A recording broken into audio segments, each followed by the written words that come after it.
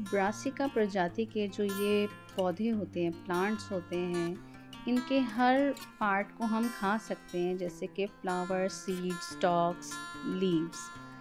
Roots खाते हैं जैसे हम टर्निप की, ये भी इसी प्रजाति की हैं। कोलराबी जो कि स्टेम है वो भी इसी प्रजाति की है। कैबेज, खायल, कोलोरेड ग्रीन्स, ये इनके हम पत्ते खाते हैं, वो भी इसी प्रजाति के हैं।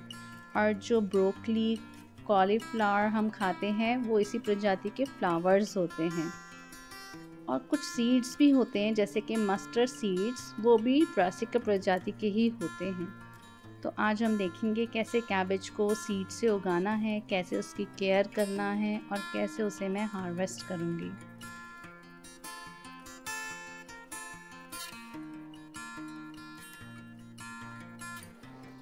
कैबेज आप कई कलर में भी देख सकते हैं, जैसे कि पर्पल कलर का कैबेज भी होता है, रेड कलर का भी कैबेज होता है।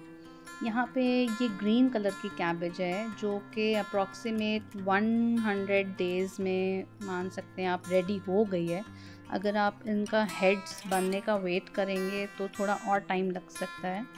तो पहले देखते हैं सॉइल मिक्स क्या मैंने बनाया है, कैसे मैंने इस ग्रो बैग को भरा। ये बड़ा ही आसान है, कोई इसमें मुश्किल बिल्कुल भी नहीं है। सिर्फ और सिर्फ आपको अपने किचन वेस्ट और कुछ ब्राउन कोई भी आपका वेस्ट हो, लीव्स को मिला के आपने ग्रो बैग को भरा है। ग्रो बैग का साइज़ अप्रॉक्सीमेट 15 इंचेस हो, ज़्यादा अच्छा है। कैबेज के रूट्स ज़्यादा नीचे तक नहीं पहुंचेंगे। अभी मैं आगे आपको रूट्स भी दिखाऊंगी। बस सॉइल के लिए थोड़ा अच्छा होगा अगर हम नीम के पत्ते भी डालें। नीम के पत्ते सॉइल के अंदर फंगस, कीड़े मकोड़े ये सब रोकेंगे और लेकिन प्लांट को न्यूट्रिशन भी प्रोवाइड करेंगे। तो ये भी मैंने सॉइल मिक्स में थोड़ा डाला है। तो आप देखते हैं ये सॉइल मिक्स मेरा रेडी है और बहुत ही छोटे बारीक ये सीड्स हैं, बिल्कुल सरसों के दानों के जैसे। इनको हल्का सा ही डालना है, जितना कि मानो 1 सेंटीमीटर। मैंने तो स्प्रिंकल ही किया था, बाद में आप थिनिंग कर सकते हो। कैबेज जो है हम ठंड में तो उगाते ही हैं, आप इसको अभी स्प्रिंग में भी उगा सकते हो।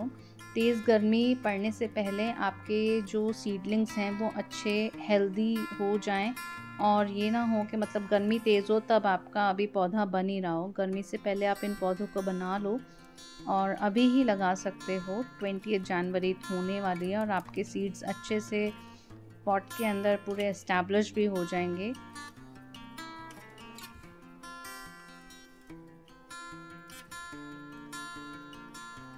बस अब हम इसको थोड़ा सा फंगीसाइड ज़रूर डालेंगे, क्योंकि सॉइल के अंदर बहुत ही छोटे छोटे जो माइक्रो ऑर्गेनिजम्स हैं हमारे सीड्स ना खा लें। और अब हम इसको फुल सन में रखेंगे ताकि सीड्स हमारे अच्छे से स्प्राउट हो जाएं। इसको ढकने की भी ज़रूरत नहीं है।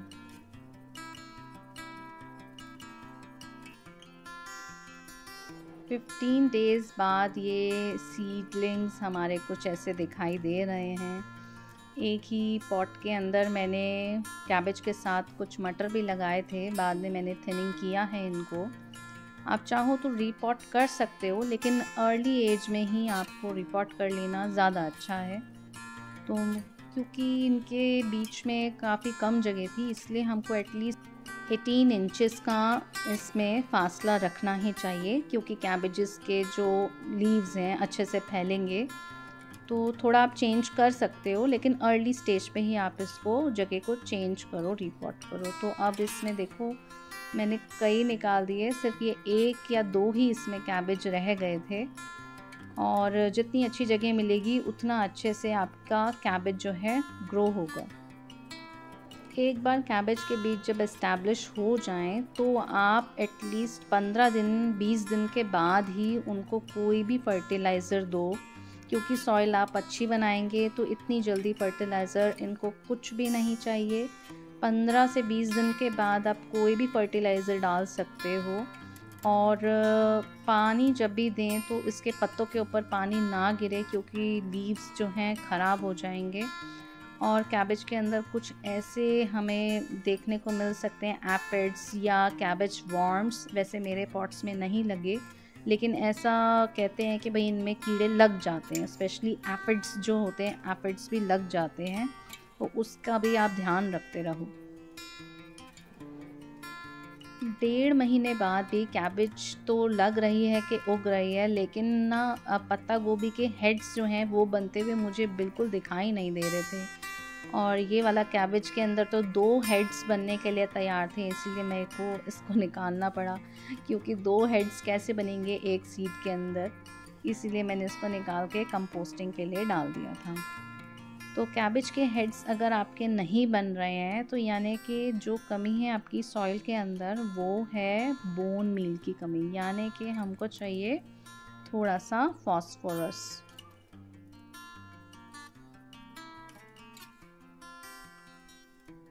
फ्रेंड्स, बोन मील जो है वो एक ऑर्गेनिक फर्टिलाइज़र है। ये जानवरों की हड्डियों का ही चूरा होता है, जिसको कि स्टीम देने से या उबालने से उनका महीन बहुत बारीक पाउडर बनाया जाता है। और जो हमारा जो भी प्लांट हो, चाहे फ्लावर्स हो चाहे सब्जियां हों, वो मिट्टी में मिलाने से इसे आसानी से एब्जॉर्ब भी कर लेते हैं।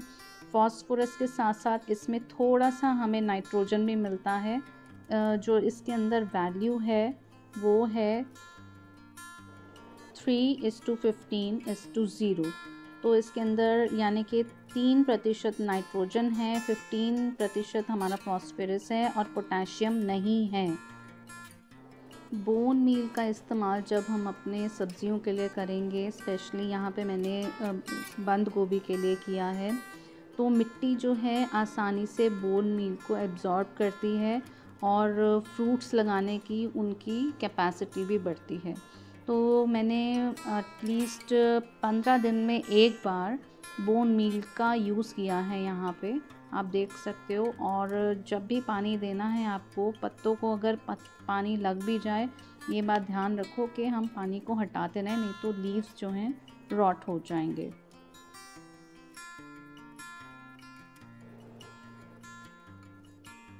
अभी इस टमाटर के पौधे से कोई फ्रूटिंग नहीं लेना है, इसीलिए इसका फ्लावर को मैं निकाल रही हूँ। कैबेज के साथ साथ आप अपने एक ही ग्रो बैग या गमले के अंदर गाजर या अनियन भी डाल सकते हो। ये आपस में एक दूसरे को कॉम्प्लीमेंट करते हैं, एक दूसरे के न्यूट्रिएंट्स यहाँ पे शेयर होते हैं, इसीलिए ये कंपेनियन प्लांट्स में आता है। और अगर आप चाहो तो अनियंस आप अपने किचन से ही लेके कहीं भी लगा सकते हो। ये तो आपके एफिड्स को बिल्कुल आपके पौधों के पास आने ही नहीं देंगे। शायद ये भी रीज़न हो सकता है कि मेरे कैबेजेस में कोई भी एफिड वगैरह किसी का अटैक नहीं हुआ, क्योंकि यहाँ कॉर्नर्स में मैंने प्याज लगा रखे हैं।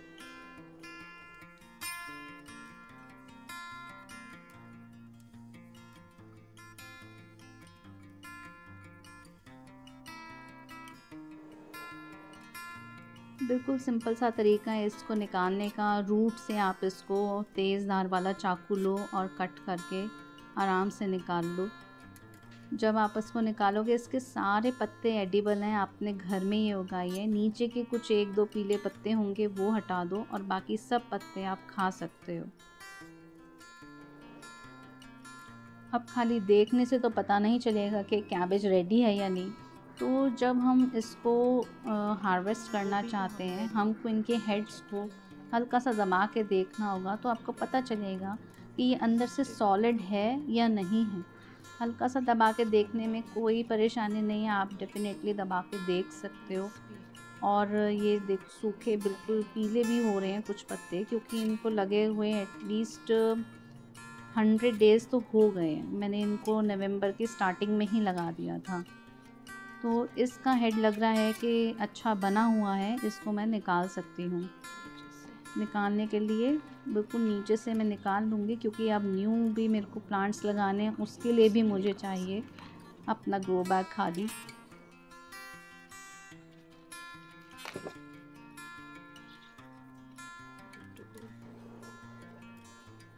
तो जो भी पत्ते हैं इसको रिमूव करके अब हमारे घर के लिए एक कैबेज तो आ ही गई है। 3 लोगों की 4 लोगों की फैमिली के लिए बहुत ही अच्छा है। आप इसको घर में लगाओ और अलग अलग चीज़ें आप इससे बना सकते हो। घर की ऑर्गेनिक सब्ज़ी खाने का मज़ा ही बिल्कुल अलग है। इसके अंदर मैंने बिल्कुल डीएपी नहीं डाला है, सिर्फ़ और सिर्फ बोन मील, घर की किचन वेस्ट, और हाँ, अभी जो हम ठंड में देते हैं मस्टर्ड केक फर्टिलाइज़र, वो भी मैंने इसमें डाला है।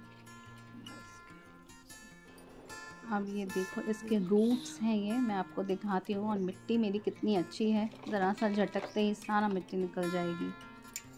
ये इसके रूट्स हैं। आप इसको गमले में भी लगा सकते हो, और 8-9 इंच का भी अगर गमला हो तो भी आप उसके अंदर एक कैबेज आराम से लगा सकते हो। तो फ्रेंड्स, ये थी आज की गार्डन की बातें।